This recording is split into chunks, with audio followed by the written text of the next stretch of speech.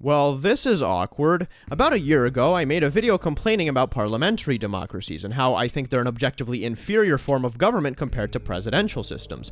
This video was not met with the most positive reactions, to say the least. How dare you insult our form of government? What about all the problems your government has? Now, I don't think flipping the argument against me somehow invalidates my criticisms, but after these last few months, I think I would like to reel in some of those criticisms. For the most part. Here's the thing, ever since Trump got back in office and started passing the laws he said he would pass, those who voted for him were like, hell yeah, he's doing what we wanted. This is what we voted for.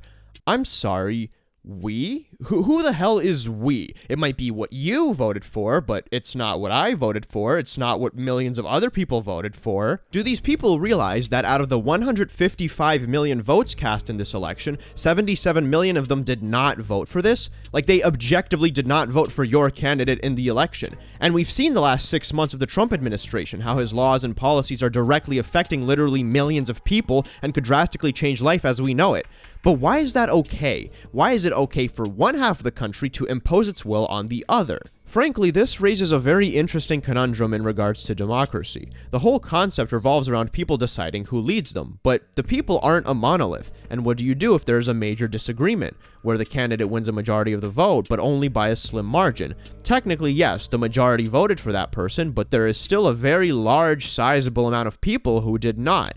It would be a bit like filling a glass with milk and calling it a latte. Like, yes, a latte primarily consists of milk, but it still needs that shot of espresso for it to be called a latte. But because a president is one person who is only elected by one or another fraction of the population trying to appoint their guy, it's like the glass can only be filled either fully with milk or fully with espresso, and the person doing the filling acts like it's a latte. You cannot accurately represent the interests of the people with a government branch that only consists of one person. In this regard, the legislative branch is definitely a more fair branch of government, so to speak. With 435 elected officials in one wing and 100 in the other, it includes a much wider range of opinions from the population that are represented. Now, yes, in each of the individual regions where representatives get elected, there's also only going to be one winner in each of those elections, but in this case, you're working with a much smaller local population, so the effects aren't as drastic across the whole country. And in either case, you can't represent literally everyone's opinion unless each person in the country has a seat in the government, which is unrealistic for obvious reasons. And even if it was realistic, it wouldn't be practical, because a few hundred representatives can probably talk amongst themselves to come to a compromise, but good luck getting millions of people to directly talk and agree on anything.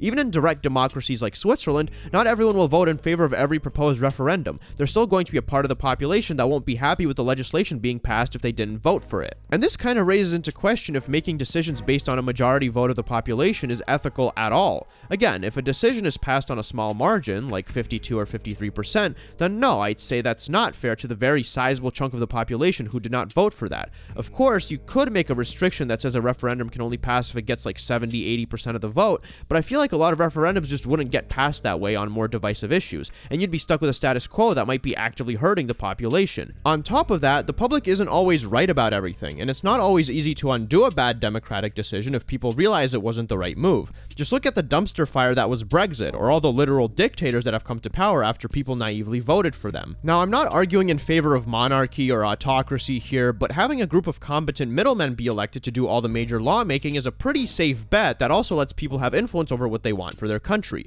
But it does have to be a group of people and not just one person, because you got to be able to come to compromises and do things in a way that most people will be at least okay with. The one thing I still insist on, however, is any elected position having term limits. Frankly, my biggest issue with parliamentary systems when I made that video last year was the fact that almost none of them have term limits for members of parliament or the prime minister. Now, it is true that in a parliamentary system, because of how often elections are called and politicians get voted out, it would be kind of redundant to have term limits, but at the end of the day, safety mechanisms are important to have no matter how redundant they may seem. Because while most parliamentary systems don't experience a prime minister trying to consolidate power, there are some that do, and to prevent those types of scenarios, I do believe members of parliament, and by extension the prime minister, should have a term limit of probably 10 years or so. It's one of those things where it's better to have it and not need it than need it and not have it. Now, I understand that it would be a little awkward if, for example, parliament gets dissolved when the prime minister has been in office for 7 years and 130 132 days, because then you'd have to calculate 10 years minus 7 years and 132 days to get that the prime minister has 2 years and 233 days left in office if they get appointed again.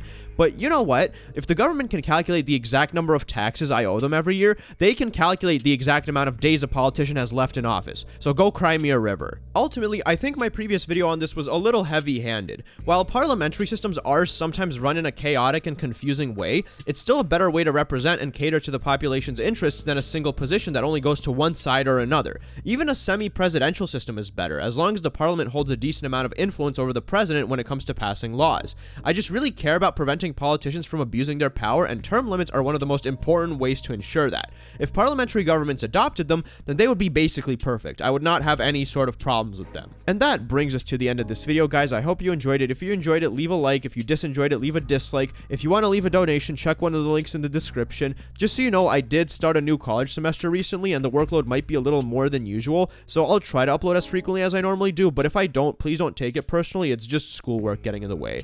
As always, this was your captain speaking. Over and out.